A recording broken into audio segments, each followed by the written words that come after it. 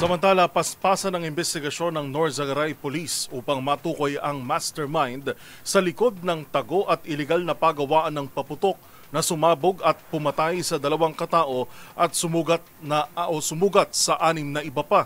Ang isa sa mga biktima nasa lamay pa man din bago masabugan at halos mawasak ang muka.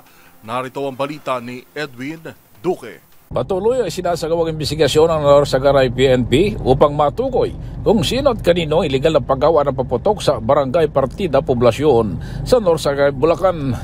Ayon kay Ginoong Jerry Sumbilon, ang hepe ng Disaster Risk Reduction and Management Office, natuklasan nila na iligal ang patagong paggawa ng paputok sa isang bahay na sumabog kung saan ay 2 patay. Lumalabas sa isang 15 taong gulang na lalaki ang nadamay habang nasa lamay naman ng kanyang kapatid. Nang maganap ang pagsabog kung saan ay halos mawasak ang kanyang mukha. Putol naman ang kamay ng isa pang biktima na si Geraldine Mayo, 50 years old, residente ng Pulong, Buhangin. Si Geraldine ayon sa inisyal investigasyon ay tauhan sa paggawa ng paputok na binawian din ng buhay. Sa tala ng DRMO, 6 na ang sugatan na dinala naman sa paggamutan habang 14 na pamilya naman ang nasa evacuation center na nadamay naman sa malakas na pagsabog.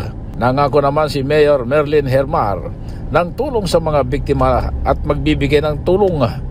Maliban sa utos ni District 6 sa Congressman Kong Ador Preto naman ay imbestigahan ang naturang pangyayari. Magpapadala rito ng tulong sa mga biktima ng pagsabog. Para sa MBC TV Network News, ako si Aris 123, Edwin Duque nagulat sa DCRH. Una sa Pilipinas, una sa Pilipino.